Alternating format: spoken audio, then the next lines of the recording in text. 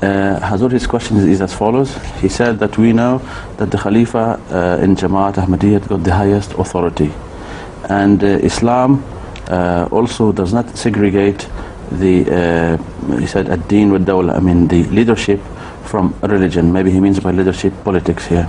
And then he said if in certain times there will be an Ahmadi president of a state, obviously he has to obey Hazur's authority, and then he is inquiring, will Hazur think that one day he will have some political approach to certain issues? I fully agree with the first proposition, that in Islam, as far as the religious authority is concerned, Khalifatul Masih holds the highest religious authority.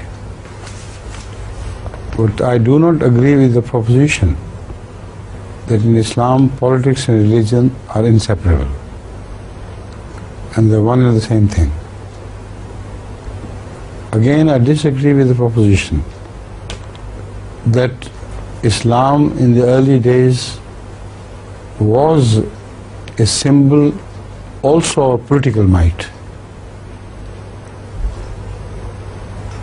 And both the religion supremacy, the religious knowledge, or the final authority in religion and the final authority in politics were combined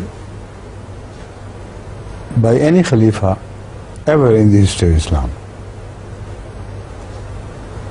This is fundamental and it should be clearly understood, because when Ahmad sallallahu alaihi wasallam began his ministry as Khatamun Nabiyyin, potentially he was Khatamun Nabiyyin at the very time when he announced that he was the Prophet of God. He held no political authority, but he held all the religious authority with him. Was he half a prophet then, without political authority? He was full prophet, and he was also the prophet of all the world, right from the beginning. Ya ayyuhan nasu inni rasulullahi ilaykum jami'a was his claim. Yet how many political governments of the world submitted to his political authority at all, or even to his religious authority? So practically, for him to be the supreme master in religion is evident from this verse, Ya ayyuhan nasu inni rasulullahi ilaykum jami'a. But for him to claim that he is also the political master of the whole world is absolutely wrong, is given a lie by the early history of Islam and the later history of Islam as well. Asad Masood, what is it? Asad Odeh? Yes, Musa Asad. Musa Asad Odeh should realize that when Ahmad sallallahu alaihi wasallam began to spread the message of Islam, it was spread to the whole world. And during his lifetime, we know that some of his companions reached China and converted a large number of Chinese in some areas at that moment. Similarly, Islam was spread before the political conquest of Iran, to India, and to many other countries of the world. What was the position of the Muslims who converted to Islam in those political states? Were they ceased to pay homage to the law of the land? And did they create their own separate kingdom within a non-Islamic political system? Did they ever do so? Never. They paid homage, full homage, to the law of the land, to which they belonged. and they never created a small section of Islamic government within that state. They obeyed it, obeyed the order of the day, obeyed the orders of the monarchs of the day, if it was monarchy. The only thing which guided their path was this: Ati'u Allaha wa ati'u Rasula wa ulil amri minkum. فَإِن تَنَازَعْتُمْ فِي شَيْءٍ فَرُدُّوهُ إِلَى اللَّهِ وَرَسُولِهِ. The only guiding principle was this, that you must obey God and His Prophet, and also him who holds the political authority in his hand. But when you disagree with the political ruler in some matters which are outside his domain, this is understood, then you present the matter for the final decision to God and His Prophet. What is implied in this verse was fully understood by the Muslims of all periods and practiced as such. Even today, those ulama who hold beliefs to the contrary of what I'm saying, when they themselves are in foreign lands, foreign to their own previous country, they obey the law.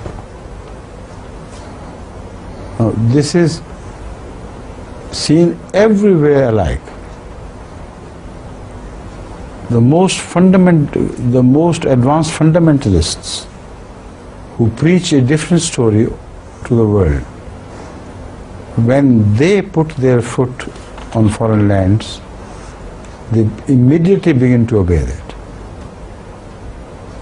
If they refuse to obey a non-Muslim leader under the impression that Islam does not require them to obey any non-Muslim leader, political leader, they will be ousted from the country or imprisoned in the country. So, this is why all the so-called mullahs who speak against Ahmadiyyat and their views and faith on these matters, they tell the government, we are perfectly humble servants of your law, and we do not violate your laws. Correct? But when it comes to, if ever it comes to, the interference by a political government in the fundamental Muslim beliefs and practices, then the Muslims everywhere in the world would much rather go to prison or externed from the country but will not prefer to obey the law of the land against Islam. Now, the local laws everywhere are not Islamic, they are secular. Still they are practiced by the Muslims living in these countries. They know full well that they are not Islamic laws. They practice them because they think that by practicing them they do not contradict with the expected behaviors of a Muslim in fundamentals. For instance, they cannot marry twice here in England, so they will respect the law. If not, they should be ready to go to jail. Instead of having two wives, they will have none. You see, they do it quietly because the law does not bother what they do, how many concubines they keep, how many remarried wives they have. The law does not bother. So they also do not bother with the law openly. But if the law had told them not to say the 5-time prayers, not to observe the fast, will they also behave in the like manner? No, certainly not. Hope not. I do hope they will not behave in that manner. Then they will say, all right, throw us into the jails or turn us out of the country. But the fundamentals of Islam will not be sacrificed on the altar of your laws.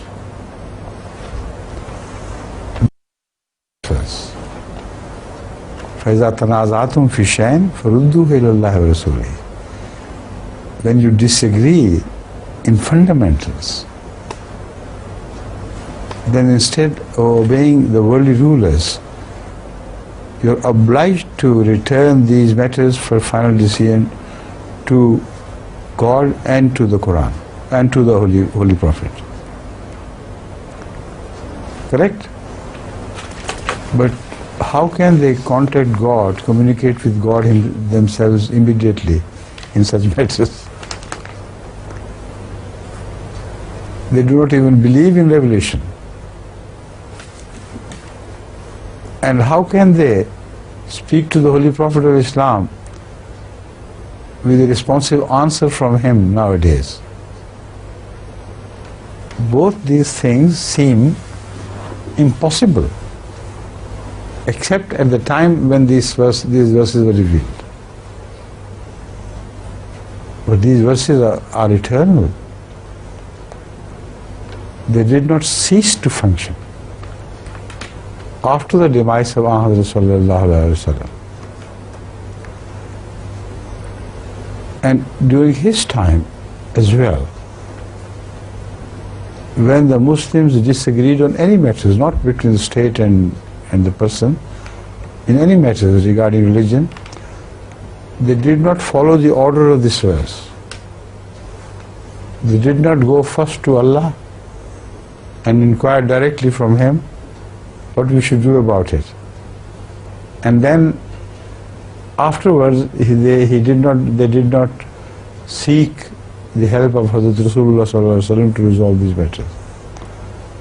So what does it mean to go to Allah and to the Prophet? The only sensible meaning of this is that the Quran represents Allah and the traditions of the Holy Prophet represent the Rasul. As such, these verses are eternalized. No confusion whatsoever. This exactly was the practice of the companions of the Holy Prophet. If a verse had been revealed in the Quran, they acted upon it and they did not bother Ahmad sallallahu alaihi wasallam if the verse was evident and clear. This was going to Allah. And if they failed to agree in the meaning of any verse, then they always referred the matter to Muhammad sallallahu alaihi wasallam. And he made the final decision. The matter ended there and then. After the demise, the same practice should have continued. And it continues as far as we, the Ahmadi Muslim Jamaat, are concerned. Whenever there is a disagreement between any state where Ahmadis live and them in matters of fundamentals of Islam, they always refer the matter to the Quran and also to the Sunnah of Hazrat Muhammad Rasulullah sallallahu alaihi wasallam. That is exactly the row which you observe nowadays between the Ahmadis and the government authorities in Pakistan. We are perfectly loyal subject. That is, by we I mean the Pakistani Ahmadis. They are perfectly loyal subjects of Pakistan, much more so than any other so-called Pakistani mullahs or public are concerned. They are most certainly loyal. to the law of the land, to the defense of the country, and to all the noble traditions of the people of Pakistan or government of Pakistan. But when it comes to religion, if Pakistan dares to interfere with the religious obligations of the Ahmadis in their country, they defy. They are ready to accept any punishment, but they will not follow those practices which are imposed upon them and which are non-Muslim. When it comes to the order that you should not say prayers like Muslims do, there is not a single Ahmadi in Pakistan who would abide by this order. Hundreds have been imprisoned just for the act of praying to Allah like the Muslims do. But they do not care. There is not one exception to the rule. When it comes not to believe in the totality of the Quran and not to read the Quran, they absolutely defy this order. Every Ahmadi house has Quran, and every Ahmadi, genuine Ahmadi, recites the Holy Quran daily. Particularly after my emphasis on this, I have reports that at least 100,000 Ahmadis, that is the minimum number, say the 5 times prayers and recite the Quran daily, as the Quran requires them to recite it daily. Occasionally they are caught in the act of this crime and they are punished for this crime. And very often the law, the prosecution charges them with 298(5), 298C, 295C, which means that by acting according to the injunctions of the Quran and the Holy Prophet, you have committed a crime which makes you liable to be condemned to death. This is the madness which has gone into the head of the rulers of Pakistan. And yet they say, go ahead, do whatever you like. From this practice we will not deviate. أطيعوا الله وأطيعوا الرسول وأولي الأمر منكم فإذا تنازعتم في شيء فردوه إلى الله ورسوله. We practice Islam.